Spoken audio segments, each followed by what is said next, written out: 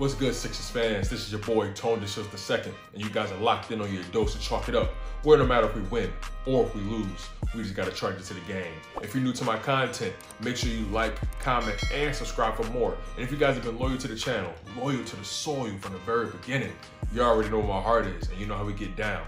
And also, make sure you guys go check out that Chalk It Up merch shop as well. The links are available down below in the description. So I'll be so grateful for the support, and I'm grateful for you guys that have been supporting me this far. But without further ado, let's hop right into the content. I want to take the time to discuss Tobias Harris. Now, the Sixers are up 3-0 on the Washington Wizards. I expect them to close it out tonight at 7 p.m. Eastern time. But let's just take the time to give Tobias Harris his flowers, because he kicked off this series in deciding fashion, especially when guys were kind of taking a little bit too long to adjust and guys were getting in foul trouble. And it was up to him to set the tone early in this series and to set the tone early on this team. Let's not forget, in game one, Joel Embiid got into foul trouble early, and Ben Simmons wasn't being that aggressive on the offensive end. Now, to give Ben Simmons his respect, he was actually setting up a lot of open shots. And it took a little bit for Joel Embiid to get into rhythm. Most likely, he kicked off in the second half. But Tobias Harris, he came out the gate scoring, picking up the slack, because guys were just either not really making their shots or guys were in foul trouble. He opened up the playoffs scoring basically 30 points in the first half in game one. But just thinking about how he's conducted himself throughout this entire playoff stretch so far in these past 3 games, my man is averaging 30 minutes per game, shooting 57% from the field, 45% from the three-point line. He's made all his free throws. He's averaging 9 rebounds, almost 3 assists, a steal, and he's averaging 25 points. Now, I said if the Sixers are going to even remotely have a chance in this playoff run, Tobias Harris has to average more than 23 points, basically 25. I said 25. A lot of people thought I was crazy in saying that, but I felt like Tobias Harris was very much capable. He's able to create his own shot. He's clutch down the stretch.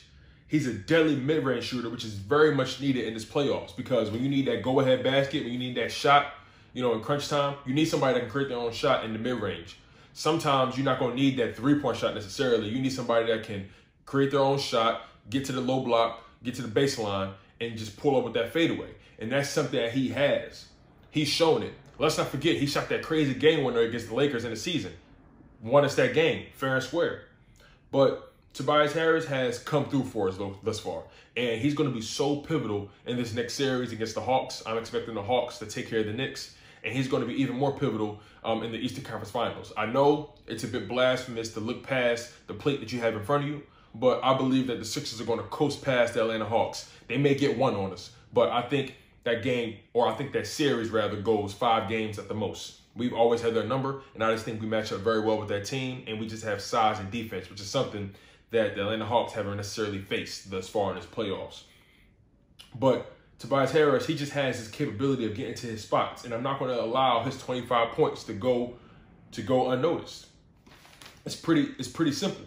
My man literally, game one, he came out the gate with 37 points. Then game 2, he didn't have to really do too much because everybody else was, picking it up. Ben Simmons had a good game. Joel Embiid was doing his thing. He had 19 points. And then in game 3, he had 20 points. So that 37 points mainly came because of the fact that, like I said, Joel Embiid was not on the court. Ben Simmons was mainly a passer. So he took 29 shots in that game. He went 15 for 29.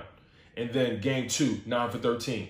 Then game 3, 8 for 14. So he's a very efficient he's a very efficient scorer. He doesn't necessarily play outside of himself. He knows his game ultimately. He knows what's needed, and he doesn't necessarily put you in bad positions. And he's a better defender than what people give him credit for. I'm super excited for what Tobias Harris is going to bring later on in this playoffs. And again, I want to talk about the fact that he's only averaging 30 minutes per game. And the reason that is, we've been dominating our games in deciding fashion to the point where our starters haven't been having to play the fourth quarter. And that's a great thing. Those guys definitely need to rest, especially with Tobias Harris tweaking that ankle in game 1, but clearly it's shown that it's not really giving him any problems. And then Joel Embiid, he's always going to do better with the rest. But just think about Tobias Harris and his previous playoff runs with the Sixers. He only averaged 15 points in the 2020 playoffs, and he only averaged 15 points in the 2019 playoffs as well. He was nowhere near as efficient. He was nowhere near as comfortable in his offense. Now, that was the Brett Brown era. Now we're in the Doc Rivers era, and Doc Rivers has made it a point to unlock Tobias Harris, as he's done before when Tobias Harris was on the Clippers. We can't forget that. Tobias Harris was on an all-star pace, and he should have made the all-star game this year. But nonetheless, the playoffs is a much better bag that you want to get. And I have a strong feeling this Philadelphia Sixers team from top to bottom is built not just for the Eastern Conference Finals, but built for the NBA Finals as well. And I really think we could beat anybody. The key to us being ultimately successful goes beyond just Ben Simmons and Joel Embiid. Tobias Harris has to be that go-to scorer when we need a bucket. And he's shown that time and time again thus far.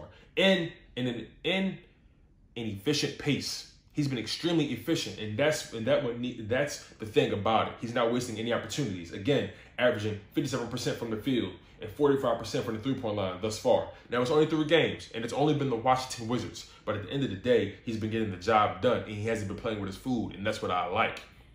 You're not supposed to struggle against teams that you're supposed to beat, and that's how I see that. Tobias Harris just has an uncanny ability to know where to get to on the floor. But the main thing about Tobias Harris that allows him to be great is that he's decisive. And Doc Rivers has him in a flow where he's making decisions early. He's not over-dribbling. And when Tobias Harris over-dribbles, when you force Tobias Harris to dribble a little too much, he starts to overthink things. When you get Tobias Harris in spots, when he's able to take 2-3 dribbles and then make a move, he's unguardable in my humble opinion. That mid-range is deadly. And he's a reliable three-point shooter. Like I said, averaging 45% from the three-point line thus far. So, you know, I really believe Tobias Harris is going to be the key for us really going far outside of Ben Simmons and Joel Embiid. I think those guys are obviously pivotal pillars on his team, but Tobias Harris has to be that legit option. He's actually our second option when it comes to scoring. Ben Simmons, he's not a score-first guy. He's going to try to get everybody else involved. So Tobias Harris has to show that he can be a legit second option for Joel Embiid when Joel Embiid gets double-teamed and when he's kicking it out. And those other guys need to make their shots as well, Seth Curry and Danny Green. But I'll leave it at that. I'm your humble host, Tony Shields II, and you guys have been locked in on your dose of Chalk It Up. Where no matter if we win or if we lose, we just got to charge it to the game. One love, stay humble, stay healthy, and most importantly, stay hungry. And let's go Sixers.